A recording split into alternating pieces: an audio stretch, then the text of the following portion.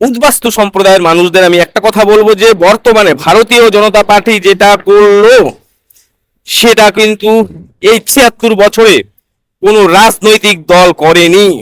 যেটা ধ্রুব সত্য কথা, আমি আইনজীবী হিসাবে বলছি। কারণ উদ্বাস্তুদের শুধু ব্যবহার করা হয়েছে, তার কারণ তাদের ভোট ব্যাংকটা প্রয়োজন। এর আগে আমি একটা ভিডিও করেছিলাম এবং সেখানটাতে অনেকে বলেছিল যে আমার কাছে তো এই নথি ওই নথি সব নথি আছে, কিন্তু আমাকে সিএ সার্টিফিকেট দিচ্ছে না। কেন দেবে না? যেখানে আইন রয়েছে একদম পার্লামেন্টে যে আইনটা পাশ করা হয়েছে না, ওটা কপি করুন, কপি করে ওটাকে মার্ক করুন, মার্ক করে তার মুখের সামনে তুলে ধরুন যে এটা কি আছে সংবিধানের ঊর্ধ্বে আপনি। নমস্কার বন্ধুরা, আমার এই ভিডিওটা কিন্তু উদ্বাস্তু সম্প্রদায়ের মানুষদের জন্য। আজকে ভারতবর্ষে যে সমস্ত উদ্বাস্তু সম্প্রদায়ের মানুষরা বসবাস করছেন এবং ভারতবর্ষের মধ্যে পশ্চিমবঙ্গে সব থেকে বেশি, তবে এনারা উদ্বাস্তু নয়, এনাদেরকে উদ্বাস্তু করা হয়েছে। কারা করেছে সেটা আমাকে কি আর খুলে বলতে হবে না? আপনারা সবাই জানেন। যখন ভারতবর্ষ স্বাধীন হয় তখন ওপার বাংলায় যে সমস্ত বাঙালি নমশূদ্র সম্প্রদায়ের মানুষ বসবাস করছিল, তাদের সম্পত্তি কেড়ে নিয়ে তাদেরকে হত্যা করে রাখা হয়েছে। এবং যদি সেখান থেকে তারা পালিয়ে না আসতো, বাড়িঘর ছেড়ে ফেলে পালিয়ে না আসলে তাদের কিন্তু অস্তিত্ব থাকতো না। কারণ কেন? বাংলাদেশে সেটা হচ্ছে হিন্দুকে রাখা যাবে না। ভারত বিভাজন হয়েছে ধর্মীয় কারণে, পূর্ব পাকিস্তান পশ্চিম পাকিস্তান, তাহলে হিন্দুরা কেন থাকবে পূর্ব পাকিস্তানে? আর সেই পূর্ব পাকিস্তানকে যখন পশ্চিম পাকিস্তান আক্রমণ করে, সেই ভারতবর্ষের হিন্দু সম্প্রদায়ের মানুষের দ্বারস্থ হয়েছিলেন আপনাদের স্বাধীনতা আন্দোলনের জন্য, তাই না?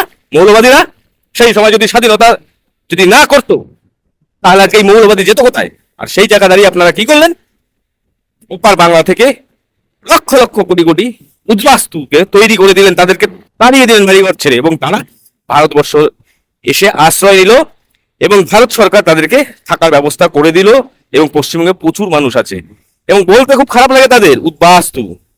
তারা উদ্বাস্তু নয়, তাদের বাড়ি ঘর ভিটে অর্থ সম্পত্তি প্রচুর ছিল, সেগুলো আত্মসাৎ করা হয়েছে, কেড়ে নেওয়া হয়েছে। সুতরাং উদ্বাস্তু সম্প্রদায়ের মানুষদের আমি একটা কথা বলবো যে বর্তমানে ভারতীয় জনতা পার্টি যেটা করলো সেটা কিন্তু এই ৭৬ বছরে কোনো রাজনৈতিক দল করেনি। যেটা ধ্রুব সত্য কথা, আমি আইনজীবী হিসাবে বলছি। কারণ উদ্বাস্তুদের শুধু ব্যবহার করা হয়েছে, তার কারণ তাদের ভোট ব্যাংকটা প্রয়োজন, কিন্তু তাদেরকে নাগরিকত্ব দেওয়া হয়নি, তাদেরকে উদ্বাস্তু হিসেবে রাখা হয়েছে। এই জায়গায় দাঁড়িয়ে ভারতীয় জনতা পার্টি ২০১৯ সালে সংসদে পার্লামেন্টে একটা আইন পাশ করে, যে সমস্ত অমুসলিম সম্প্রদায়ের মানুষ, মানে হিন্দু খ্রিস্টান বৌদ্ধ জৈন পার্সি, যারা ধর্মীয় কারণে নিপীড়িত হয়ে অত্যাচারিত হয়ে বাংলাদেশ পাকিস্তান আফগানিস্তান থেকে ভারতবর্ষে প্রবেশ করেছেন, তাদের নাগরিকত্ব দেওয়া হবে। কেন বাংলাদেশ, কেন পাকিস্তান, কেন আফগানিস্তান বলা হলো? এই প্রত্যেকটা দেশে কিন্তু ছিল হিন্দুরা, এবং হিন্দুদের সংখ্যা সব থেকে বেশি ছিল, এবং সেই সমস্ত দেশ থেকে এই হিন্দুদের বিতাড়িত করা হয়েছে এবং তাদেরকে উদ্বাস্তু বানানো হয়েছে, এবং তারা ভারতবর্ষে এসে দীর্ঘদিন বসবাস করছে, কিন্তু তারা নাগরিকত্ব পাচ্ছে না। এবং সেই জায়গা দাঁড়িয়ে ভারতীয় জনতা পার্টি যে আইনটা পাশ করেছে, এবং সেইখানে কিন্তু পরিষ্কার উল্লেখ করা আছে যে মিনিমাম ৫ বছর ভারতের ভূখণ্ডে বসবাস করতে হবে অমুসলিম সম্প্রদায়ের মানুষগুলো। আগে যেটা ১০ না ১১ বছর ছিল, ১০ থেকে ১১ বছর, সেটা কমিয়ে ৫ বছর করা হয়েছে। তাহলে ধর্মীয় কারণে নিপীড়িত হয়ে অত্যাচারিত হয়ে যখন আপনারা ভারতবর্ষে এসে বসবাস করবেন ভারতবর্ষের ভূখণ্ডে, এবং সেখানে দাঁড়িয়ে যখন ৫ বছর আপনি থাকলেন, তার মানে হচ্ছে আপনি সিএএ ফর্ম ফিল আপের আওতায় পড়ে গেলেন। ভালো করে মাথায় রাখবেন। আপনি নাগরিকত্ব আপনাকে দিচ্ছে, কিন্তু আপনি নাগরিকত্ব যদি না নেন সব থেকে বড় ভুল হবে। কারণ যারা আপনাদেরকে এতদিন ধরে আটকে রেখেছিল, নাগরিকত্ব দেয়নি, তারা আপনাদেরকে উস্কানিমূলক কথাবার্তা বলছে যে আপনি বেনাগরিক প্রমাণ করে দিলেন। না না না, আপনি বেনাগরিক নন। আপনি ৫ বছর বসবাস করেছেন মানে আপনি নাগরিক, কিন্তু আপনাকে সার্টিফিকেটটা নিতে হবে, কারণ আপনাকে অ্যাপ্লাই করতে হবে। এবং সেখানে এসে দাঁড়াচ্ছে যে বাংলাদেশের কিছু ডকুমেন্টসের প্রয়োজন। দেখুন, যাদের কাছে ডকুমেন্টস আছে তারা ডকুমেন্টস দেবেন, আর যাদের কাছে ডকুমেন্টস নেই তা আপনি যে অমুসলিম সেটা প্রমাণ দেখান, এবং আপনি যে ভারতবর্ষে এসছেন কতদিন আছেন সেটা দেখালে এবং আপনি সিএর আওতায় পড়ে গেলে তাহলে অবশ্যই আপনি নাগরিকত্ব পেয়ে যাচ্ছেন, সমস্যা তো কোথাও নয়। আপনি তো হিন্দু, তো যখন হিন্দু আপনি, তাহলে হিন্দু হয়ে পুরোহিত হোক, আপনার বিভিন্ন হিন্দু সংগঠনের কাছে যান, সেখান থেকে আপনি সার্টিফিকেট নিয়ে নিন এবং সেই জায়গা থেকে আপনি নাগরিকত্ব পাবেন। আর যদি সেই জায়গাতে আপনারা অ্যাপ্লাই করলে সেটাকে যদি গুরুত্ব না দেয় কোনো যদি অফিসার গুরুত্ব না দেয়, তাহলে অবশ্যই তার বিরুদ্ধে আপনি কিন্তু স্টেপ নিতে পারেন, আইনের দ্বারস্থ হতে পারেন। কারণ পার্লামেন্টে আইনটা পাশ হয়েছে এবং সেই জায়গায় দাঁড়িয়ে আমি প্রত্যেক উদ্বাস্তুকে একটা কথাই বলবো, বিভ্রান্ত হওয়ার কোনো কারণ নেই। যারা ব্যবহার করার চিন্তা ভাবনা করে এসছে, সুতরাং তাদের কথায় কান না দিয়ে আপনারা কিন্তু অ্যাপ্লাই করুন। এর আগে আমি একটা ভিডিও করেছিলাম এবং সেখানটাতে অনেকে বলেছিল যে আমার কাছে তো এই নথি ওই নথি সব নথি আছে, কিন্তু আমাকে সিএ সার্টিফিকেট দিচ্ছে না। কেন দিবে না সিএ সার্টিফিকেট? কেন দেবে না? যেখানে আইন রয়েছে, একদম পার্লামেন্টে যে আইনটা পাশ করা হয়েছে না, ওটা কপি করুন, কপি করে ওটাকে মার্ক করুন, মার্ক করে তার মুখের সামনে তুলে ধরুন যে এটা কি আছে, সংবিধানের ঊর্ধ্বে আপনি দেবেন না কেন? আমি সমস্ত ক্রাইটেরিয়া ফিল আপ করেছি, আমি সমস্ত ডকুমেন্টস ফিল আপ করেছি, তাহলে আপনি দেবেন না কেন? কে আপনি কি সংবিধানের উপরে? এই প্রশ্নটা করুন। আর যারা ভারতের জন্মগত ভারতীয়, মানে যারা ধরুন আপনার বাবা মা এদেশে এসে কিন্তু আপনার জন্ম এখানে হয়েছে, সুতরাং আপনার এখানে কোনো সমস্যা নেই, আপনি নাগরিকত্ব পাবেন। এবং আপনার যদি ভোটার লিস্ট থেকে নাম বাদ দেওয়া হয়ে থাকে তাহলে অবশ্যই আপনি সেই ডকুমেন্টস নিয়ে সাবমিট করুন, কারণ ভোটার লিস্টে বাদ দেওয়া হয়েছে নিশ্চয়ই কিছু টেকনিক্যাল কারণবশত বাদ দেওয়া হয়েছে এবং বাদ পড়ে গেছে। সমস্ত কিন্তু অনলাইনের সিস্টেম, তো বাদ পড়ে গেছে এবং সেই জায়গায় দাঁড়িয়ে যে আপনি ভোট দিতে পারেননি তার মানে আপনি বেনাগরিক তা নয়। কারণ সুপ্রিম কোর্টের বিচারপতি এটা নিয়ে, মমতা বন্দ্যোপাধ্যায় সুপ্রিম কোর্টে গিয়েছিল এবং সুপ্রিম কোর্টের বিচারপতি জয়মাল্য বাগচি উনি কী বলেছিলেন যে আপনার ভোটের কার্ড মানে আপনি নাগরিকত্ব নন, ভোটার কার্ড নাগরিকত্ব প্রমাণ করে না। আপনি যখন ভোট দিতে পারেননি তার মানে এই নয় চিরতরে আপনার ভোটটা বাতিল হয়ে যাবে, তা নয়। পরবার আপনি আবার অবশ্যই ভোট দিতে পারবেন।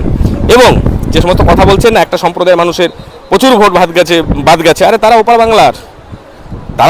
বাংলার অবৈধভাবে এদেশে প্রবেশ করেছেন, তো স্বাভাবিক তাদের নাম বাদ যাবে। আর যারা মানে এদেশীয় মানে ভারতীয় মুসলিম, তারা তাদের ডকুমেন্ট সাবমিট করুন, ট্রাইব্যুনালে আপনাদের নাম উঠে যাবে। আর যদি নাম না ওঠে তাহলে আপনি আইনের দ্বারস্থ হন, কারণ এটা তো দেখতে হবে। ওপার বাংলা থেকে যে সমস্ত বাংলাদেশি মুসলিম ভারতবর্ষে আসবে এবং পশ্চিমবঙ্গে এসে থাকবে, সেটা তো মেনে নেওয়া যায় না, এটা তো হয় না। সুতরাং উদ্বাস্তুরা নিশ্চিন্তে থাকুন, যে সমস্ত মানুষ অমুসলিম উদ্বাস্তু তাদের নাগরিকত্ব দিতে বাধ্য সরকার, তার কারণ পার্লামেন্টে সেই আইনটা পাশ হয়েছে। আরেকটা কথা হচ্ছে, অনেকে বলছেন যে 2014 সালের 31শে ডিসেম্বরের পরে যারা এসছে, তা আপনি 2015 সালে যদি এসে থাকেন, আপনি যদি 5 বছর হয়ে যায়, নিশ্চয়ই 5 বছর হয়ে গেছে, এটা 2026, তাহলে আপনি অ্যাপ্লাই করতে পারেন। এবার যারা 2024-25-এ আপনারা এসছেন, তাহলে আপনারা কি করবেন? আপনারা অ্যাপ্লাই করতে পারবেন না, কারণ আপনারা তো নাগরিকত্বের আওতায় পড়ছেন না, ম্যাচুরিটি হয়নি। তো ততদিন আপনাদের অপেক্ষা করতে হবে, এখানে আপনারা বসবাস করছেন করুন। এবং রাজ্যের মুখ্যমন্ত্রী পরিষ্কার বলে দিয়েছে, অমুসলিম সম্প্রদায়ের মানুষ ধর্মীয় কারণে অত্যাচারিত হয়ে নিপীড়িত হয়ে যদি এদেশে আসে, তাহলে সেই জায়গায় দাঁড়িয়ে তারা নাগরিকত্বের আওতায় না পড়লে, তারা যদি 24 সালের পরেও আসে, 25 সালেও আসে, 26-এর প্রথম দিকেও আসে, এখনও আসে, তাদেরকে কিন্তু কোনো 14 ফরেন অ্যাক্টের কেস দেওয়া হবে না। কারণ যারা আসে না, যে সমস্ত হিন্দু সম্প্রদায়ের মানুষ ভারতে এসে প্রবেশ করে না, তারা কিন্তু নিজের সম্পত্তি বাড়িঘর ছেড়ে আসতে চায় না।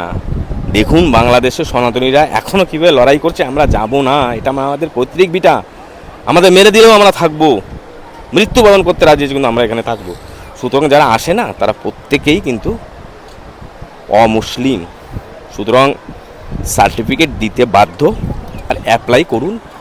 বিভিন্ন মানুষের কথায় বিভ্রান্ত হবেন না, কারণ এরা হচ্ছে আপনাদের ক্ষতি করবে। এরা কখনো চাইবে না যে আপনারা নাগরিকত্ব পান, আপনারা বেনাগরিক হয়ে আছেন। সুতরাং নাগরিকত্বের জন্য আপনারা অবশ্যই অ্যাপ্লাই করুন, আপনারা প্রত্যেকে পাবেন। যে সমস্ত ছোট মানে ক্রাইটেরিয়া ফিল আপ করতে পারছেন না, তার জন্য বিশিষ্ট লোকজনের কাছে যান, অনেক মানুষ আছে তাদের কাছে যান, তাদের কাছ থেকে পরামর্শ নিন এবং সে সমস্ত ডকুমেন্টসগুলো সাবমিট করুন এবং নাগরিকত্ব আপনি পাবেন।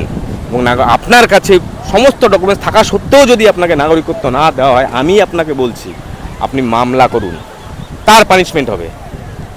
যে অফিসার যে অফিসার আপনাকে ডিপ্রাইভ করবে তার পানিশমেন্ট হবে, এবং সেই সমস্ত অফিসারদের কিন্তু চাকরি নিয়ে টানাটানি হয়ে যাবে। যাই হোক, সুতরাং আমার একটাই নিবেদন, উদ্বাস্তু যারা আছেন, নাগরিকত্বর আওতায় যারা পড়ছেন তারা নাগরিকত্ব করুন, আর যারা নাগরিকত্বের আওতায় এখনও পড়েননি, পরে পড়বেন, তারা পরে অ্যাপ্লাই করুন। লোকের কথাই শুনে লাভ নেই। আমি 10 বছর 20 বছর আছি, কিন্তু নাগরিকত্ব আপনাকে নিতে হবে। যাই হোক, সকলে ভালো থাকবেন, সুস্থ থাকবেন, নমস্কার।